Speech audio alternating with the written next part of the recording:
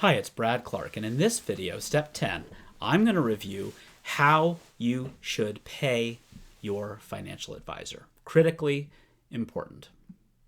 So people do what they get paid to do. I hope you can agree with that. No matter what profession, no matter what walk of life, we tend to do what we get paid to do. It doesn't make us bad people, but we do what we get paid to do.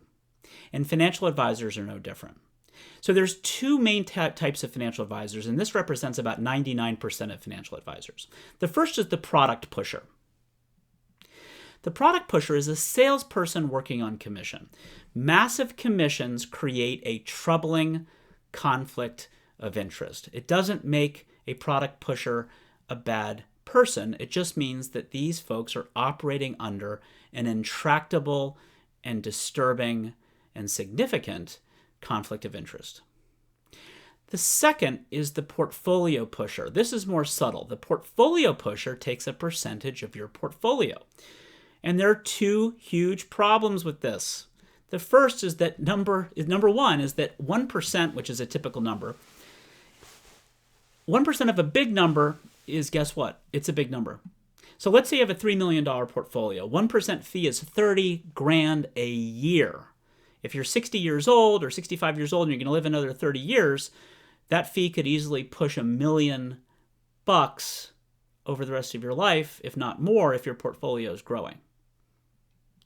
So remember your goals. How do you think that $1 million impacts your goals? Are you going to be able to travel as much? Are you going to afford the vacation home that you really want? Maybe not. $1 million can put a real dent in your goals. What about helping educate your grandchildren? Would you rather do that or drop $1 million on a financial advisor? I mean, we're talking about big numbers here. Problem number two, a huge incentive not to let go of your assets. This one is more subtle.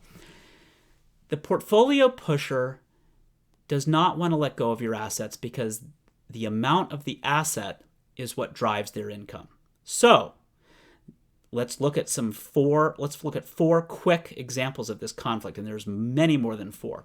Deferring Social Security. They have an economic incentive to have you not do this, even though this is in your best interest.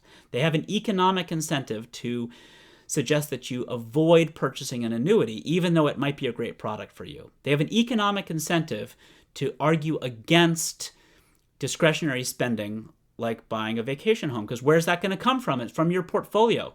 An economic incentive to argue against paying off your mortgage would be another one. Or giving to charity. You get the point. So there are a few advisors out there who use a pricing model that's much better for clients. And it's a fixed flat fee.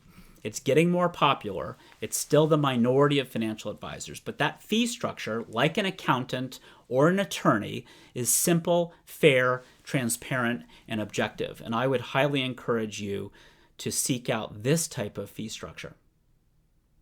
So in this past video, we talked about how advisors get paid and what some of the challenges are.